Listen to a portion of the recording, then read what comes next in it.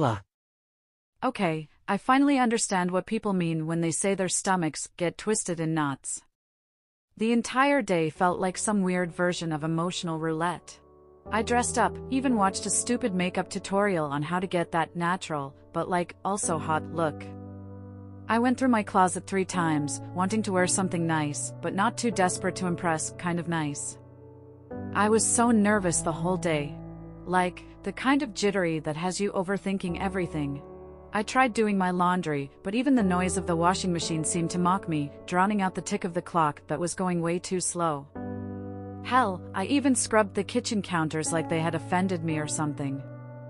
Also, I stared at my phone a bunch of times, hoping he'd text.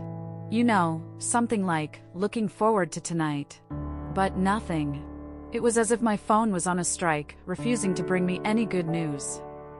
My stomach was doing flips, so eating lunch was a no-go. I just kind of stared at my sandwich, poking at the bread as if it could absorb all the weird energy I was feeling. As the clock moved closer to 7, I started to freak out a little. Should I start getting ready? Was it too early? Would I jinx it? Get it together, Ella. It's just a date. I reprimand myself and get to my feet. So I got into a shower, put on that red dress I know looks good on me, and even curled my hair. But then the waiting game started. My God, the waiting. By 7:30, I am pacing around my apartment like some kind of caged animal. Back and forth, peeking through the blinds every couple of minutes. He did say 7, right? I look back at the texts to double-check our conversation and sure enough, it was. But no car, no Jay, no nothing. Time ticks on, 8, then 8:30. At this point, I sat on my couch, just kind of stunned. He wasn't coming, was he? All that nervous energy drained out of me, replaced by this sinking feeling. What was all the flirting about? Just to show he can get me even when I fight what he made me unwillingly feel? Just when I decided to live a little, to give someone the time of day. By 9, I am over it. What am I doing, getting all dolled up for a guy who couldn't even shoot a text to say he couldn't make it? Enough, I mutter to myself, tossing my phone on the couch. Time for a reality check, Ella. So I do what any self-respecting woman would do after getting stood up. I swap my casual but cute outfit for my comfiest PJs, grab a tub of my go-to romantic disillusionment ice cream, double fudge brownie, thank you very much, and was all set to drown my sorrows in the sappy world of rom-coms. That's when I hear the knock. For a moment, I freeze up because I know who it is. Then I breathe out a sigh and walk to my door. And there he was, looking like he just stepped out of a magazine or something, all apologetic and green eyes full of remorse. Ella, I am so sorry. He starts, looking incredibly awkward, as if he never had to apologize a day in his life. My meeting ran late, and I lost track of time before I knew it. Please allow me to make it up to you. But something had shifted in me, even if he was here now, staring at me with those gorgeous puppy dog eyes. All that waiting, that nervousness, that hope? It just made my walls go right back up. And maybe even higher than before. Maybe it was the disappointment, or maybe it was the relief. Relief that I didn't have to decide whether or not to let him in, because he'd made that decision for me by not showing up. Thanks for coming by and for the apology. I pause, picking my words carefully. But I think I'll pass. He looks genuinely surprised, maybe even a bit hurt. Are you sure? I really am sorry for this, it was out of my hands, I swear. I nodded. Yeah, I'm sure. Good night, Jay. And just like that, I closed the door. Not just the literal one, but the emotional one too. Maybe Jay was a missed opportunity, but he was also a reality check. My walls were there for a reason, and he had come dangerously close to breaking them down. His absence tonight? Well, let's just call it a blessing in disguise. Because it put everything back into perspective. No more emotional roulette, no more what-ifs. I walked back to my couch, sinking into the cushions, and let out a long breath I didn't know I had been holding. Then I grabbed my ice cream and flipped on the TV. The rom-coms might be predictable, but at least they didn't stand me up. I'd call that a win. But then another knock came at the door. A louder one this time. I sigh, setting the remote back on the coffee table. I had a good idea who it was. It made my heart sink a little, and I hated that it did. When I opened the door again, Jay is still there, looking even more desperate than before. Ella, listen, I really messed up tonight, and I know that. He starts, his eyes meeting mine, almost pleading. I shouldn't have let that meeting run late, but it was out of my hands. Can't we reschedule? I swear, I'll make it up to you. Something in his voice sounds earnest, and for a second, I almost falter. But then I remember the knots in my stomach, the endless glances at the clock, and the sinking feeling of being stood up. I don't want to go through that again, not after deciding to let him into what had become a mundane life. Jay, it's not just about tonight. I find myself saying. It's about how you make me feel in general. 1 minute you're all in, the next minute you're distant. And now, a last-minute meeting? It makes me feel like an afterthought. I just can't do this emotional roller coaster. But I'm here now, trying to make it right, he insists. Being late didn't just mess up our plans, it messed with my feelings. I counter, and he blanches. Sometimes, it's not about making it right. Sometimes, you don't get a do-over. He looks at me for what feels like a long time, probably trying to read my emotions, but my face was a closed book. I get it. He finally says, his voice filled with regret. I really do. If you change your mind, you know where to find me. Yeah, in the laundromat. I quip, forcing a small smile. Good night, Jay. Good night, Ella. This time when I shut the door, it felt final. I lean against it, my heart pounding in my chest. I was proud of myself for standing my ground, but there was also a tiny part of me that was screaming, what the hell did you just do? I shake my head as if I could physically shake off the doubts creeping into my mind. No, this was for the best. Jay had nearly bulldozed through my emotional boundaries, and standing me up, intentional or not, had made me realize just how vulnerable I had become. I walked back to the living room and finally sank into my couch, feeling a little victorious, but also, paradoxically, a little defeated. Then I grabbed my ice cream and my remote, this time with no interruptions. As the rom-com unfolded on my TV screen, I thought about how real love wasn't scripted, how it didn't have background music or conveniently timed rainstorms. It was messy, uncertain, and a hell of a lot scarier than fiction. But one thing was clear as day, when it came to my own story, I wasn't ready to hand over the pen just yet. And until I was, those walls were staying right where they were. Ella. So the next day was wild. Lunchtime rush, orders flying, the espresso machine whirring like a monster, that kind of wild. I was knee-deep in the chaos, and then the doorbell chimed. My heart did this stupid little leap, because I didn't even have to look up, because I have his earthy forest scent memorized. Jay walks in, and he has a rose in his hand. A single red rose. Could the guy be any more cliché? But deep down, I was kind of touched. He waits in line, his eyes catching mine every now and then. I try to focus on the coffee I was making, trying to keep my hands from shaking. Finally, he was at the counter. A latte, please, he said, sliding the rose toward me.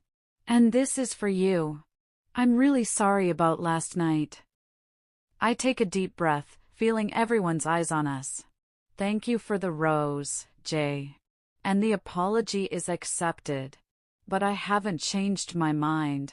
You had your chance. He nods, almost like he was expecting it. Fair enough. Can't blame a guy for trying, though. I watch him walk out and Sam, one of my coworkers, saunters over to me with his eyebrow raised. And that? Who is that delicious, tall glass of gorgeous? I roll my eyes and nudge him with my shoulder. That is a walking red flag who stood me up last night, I say, and he feigns aghast, hand on chest clutching his pearls. He did not, and why am I only just finding out about this guy? He says while looking terribly offended. What happened to you're my bestie, Sammy, I love you so much. I groan at my drunken words that he won't stop teasing me about. Fine. I'll tell you over lunch, okay? I say, and he looks quite pleased because for the first time I actually have piping hot tea for a change. After Roman left, it was like the whole atmosphere changed. My coworkers teased me, customers threw knowing glances, but it was all background noise. Jay had stepped back into my world, but I was still torn. You would think that would be it, right? But no, Jay had other plans. Day by day, like clockwork, Jay strolled into the cafe, each time with a single rose in hand. He'd come up to the counter, flashing me that grin, a blend of boyish charm and devil-may-care mischief, and he'd place the rose in the tip jar. It was like he was etching himself into my routine, and it was driving me nuts. At first, it felt like a gimmick, something straight out of a cliché rom-com. But as the days passed, the sight of those roses, each one a different color, from blush pink to deep red, began to mean something else. Each rose felt like a subtle nudge, a whispered "Hey, I'm still here," in floral form. You know, if you want me to tell him to fuck off, I will. Sam says as I stare at the pink rose left for me. It was like a teasing reminder that this guy was not going to give up until I at least talked to him. So when he comes in the next day, I give him the benefit of the doubt. He looks shocked that I actually talked to him, but eventually he's back to his usual flirting self. As much as I wanted to dismiss it, to label him as just another guy with a smooth line and a practiced smile, I couldn't. Because in between those roses, the flirty banter, and the half-joking innuendos, were genuine moments where he listened, where he laughed at my terrible jokes, where he noticed if I was having a rough day. He's good, I'll give him that. He knows when to dial it back, when to listen, and when to make me laugh so hard I nearly snort coffee out of my nose. And as much as I try to keep my guard up, it's wearing thin. I start looking forward to his visits, start feeling a little empty on the off chance he doesn't show. Finally, one day, he came in during my break. I was sitting at a corner table, sipping on an iced latte, lost in thought. He saunters over, grinning like he knows a secret I am not privy to. Mind if I join you for coffee? He asks. I peer up at him. He looks so earnest, so damn hopeful. And that's when I cracked. Part of me, the cautious, guarded part, wants to say no. But the other part? That part is curious, excited, and tired of always playing it safe. That's the part that wins out. Okay. Fine. I say, letting out a sigh like he's twisted my arm or something. But you're buying, got it? He grins at me, like he's just won something big. And maybe he has. Because for the first time, I'm letting someone in past the warning signs, the barbed wire, the do not enter boards I've put up. The moment Jay sits down, the tension between us is palpable. But it wasn't the awkward kind, it was more like the tension you feel before a storm breaks, full of anticipation. He started the conversation casually, asking about the latest brews we had and if there were any new pastries he should try. Oh, you're a fan of trying new things, huh? I couldn't resist the tease. Only if they're worth the experience. He shoots back, his eyes twinkling with a hidden smile. The banter flowed naturally, shifting to music, movies, and even our worst first dates. Each topic was like a dance, and we were in sync, every step, every word. You know, he says, eyeing the remnants of my iced latte. You should really try the caramel mocha next time. It's a good mix of bitter and sweet, just like life. Whoa, getting philosophical over coffee? What's next, discussing the meaning of life over a muffin? I chuckle. Depends on the muffin. If it's blueberry, then absolutely. He replies, not missing a beat. I'll keep that in mind. I say, trying to keep my composure. Jay seems to ponder for a moment before diving in with another question. Do you like Italian food? You know, pasta, tiramisu, the works? Yeah, I do. Why do you ask? Of course I do. I have Italian blood flowing through me, but I'm not about to tell him that. He leans in a bit, his voice lowering as though sharing a secret. Because, if you're not busy tomorrow evening, there's this little Italian place I know that has the best fettuccine Alfredo in town. It would be a shame not to share it with someone who appreciates good food. There it was, his offer hanging in the air like a dare. It was carefully placed, between the lines of casual conversation and flirtatious banter, and it was driving me insane. His eyes locked onto mine, as if searching for an answer, and my stomach did a somersault. I hesitate, feeling my walls start to crumble. "Are you asking me out on another date, Jay?" He grins, as if he'd been waiting for me to catch on. Would it be so bad if I was? It took every ounce of willpower not to smile like an idiot. "Fine," I said, breaking into a reluctant grin.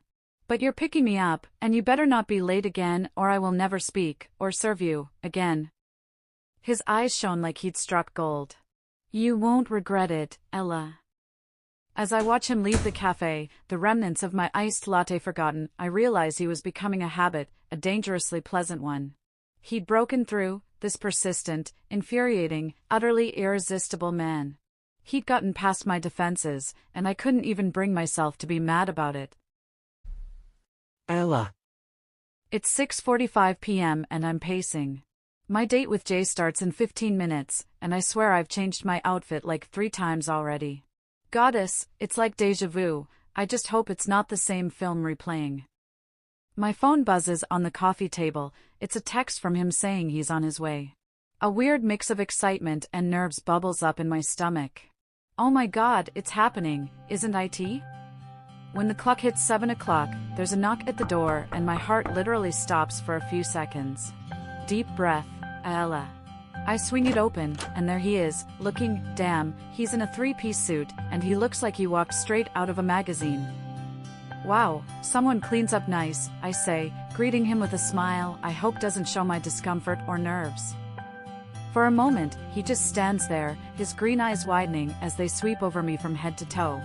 The corners of his mouth twitch, as if fighting the urge to break into a full-on grin, yet he somehow maintains a composed demeanor. You look breathtaking, Ella," he finally says. His voice is warm, tinged with genuine astonishment, yet smooth as aged whiskey. That grin still hasn't left his face, and honestly, I don't want it to. I smell his cologne as he steps closer. It's nice, not overpowering. Spicy, a little woodsy.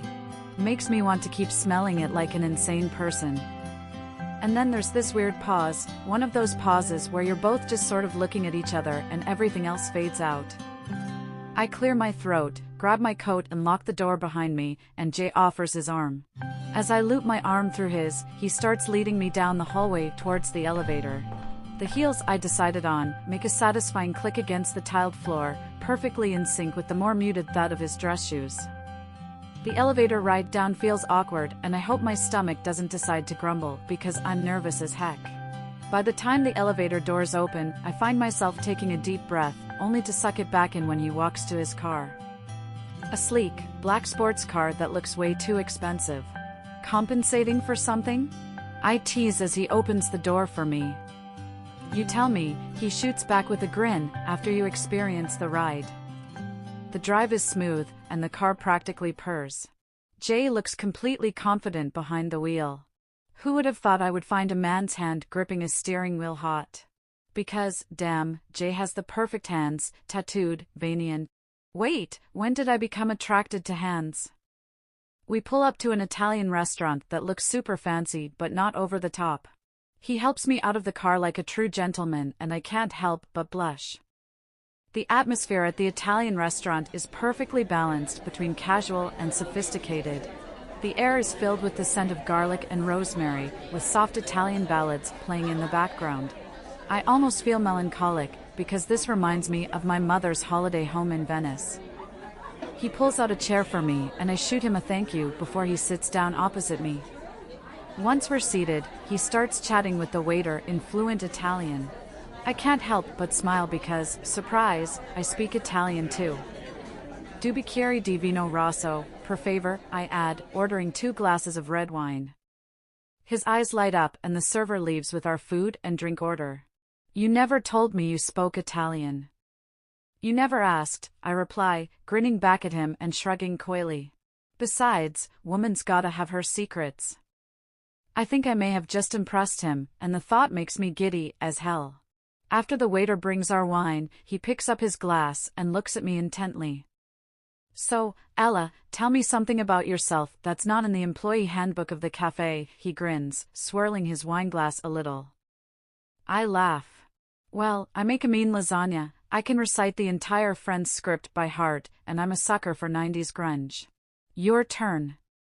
He looks intrigued, but also a little guarded. Okay, I'm a dog person, I can't dance to save my life, and I've got a weird obsession with collecting vintage watches. Vintage watches? That's pretty unique, I say, genuinely intrigued. So, what got you into that? He hesitates for a moment, like he's carefully choosing his words. Let's just say, every watch has a story, and I'm a fan of stories. Ah, a man of mystery, I play along, taking a sip of my wine. So, do you travel a lot for work or just busy hiding your superhero identity? He laughs, obviously entertained by the thought. More like the former, less like the latter, though I can neither confirm nor deny the existence of a cape in my closet. Fair enough. So you're away a lot? I can't help but wonder what kind of job requires that kind of commitment. Yeah, it comes with the territory, he says, taking a bite of his carbonara. But enough about me, what's your dream job if not serving coffee and tolerating grumpy morning customers? I roll my eyes, thankful for the change in topic. Oh man, if I could do anything? I'd travel and paint. Just pack up a bag and paint sunsets from different corners of the world. He looks genuinely interested, that sounds amazing. You should definitely do that. Yeah, well, maybe in another life, I shrug. For now, I've got bills to pay. He smiles warmly at me. Never say never, Ella. Sometimes life surprises you. We share a quiet moment then, just looking at each other and feeling like he can see right through the obvious disguise I've put up. This man. I never know where it starts and ends with him, and it scares me to death. I know this was a mistake, that coming here was a mistake, but still I came. This is dangerous. Finally, after a long evening of chatting, we're back in his car, and he's driving me home. I had a great time tonight, he says, pulling up in front of our apartment building. Me too, I admit. And it's true, I can't remember the last time someone else treated me this well. As Jay escorts me to my door, my stomach feels like it's hosting a swarm of butterflies. The tension is palpable, and the anticipation sends a shiver up my spine. We reach my door, and I fish for my keys in my purse. The silence isn't awkward, it's filled with the unsaid, with the electric charge that's been building up between us all evening. So, he starts, leaning casually against the doorframe. I hope I made up for my previous mistake tonight? More than, I admit, feeling a genuine smile spread across my face. You've set the bar high for any future dates, you know? He chuckles, cocking his head to the side and biting the corner of his bottom lip. Well, then I guess I'll just have to keep outdoing myself. There's a pause, thick with meaning, and I suddenly become intensely aware of how close he is to me, of how his eyes seem to have darkened a shade. He draws a hand to my cheek, lightly grazing it with his palm before intertwining his fingers in my hair. The look in his eyes sends a shiver up my spine, but also makes every nerve ending keenly aware of how close he is to me while he's leaning with one arm on the doorframe. Then, with his other hand, he tilts my chin up, looks down at my lips and back up into my eyes. Can I kiss you? He asks softly. My heart skips a beat. There's no trace of the sometimes aloof, sometimes flirtatious man I've come to know over the last few weeks. He's completely present in this moment, waiting for my response as if it's the most important answer in the world. My senses are in overdrive. The subtle scent of his cologne mixes with something uniquely him, maybe it's just soap or aftershave, but whatever it is, it's intoxicating. It's a scent that I never knew could be so calming and yet so nerve-wracking at the same time. His eyes, those damn eyes, are searching mine as if looking for a sign, permission, or maybe a glimmer of the same excitement and trepidation that I'm feeling. I'm terrified. Terrified of letting someone in, of taking the risk. But I look into his eyes, and all I see is sincerity and a hint of vulnerability that makes me feel like maybe, just maybe, it's worth the gamble. I finally nod, giving him my answer, my consent. I feel like I've been holding my breath, and as he leans in closer, it's as if I can finally exhale. When his lips finally meet mine, it's not just a physical touch, it's an emotional one. For those few seconds, I forget about the walls I've built, forget about the risks.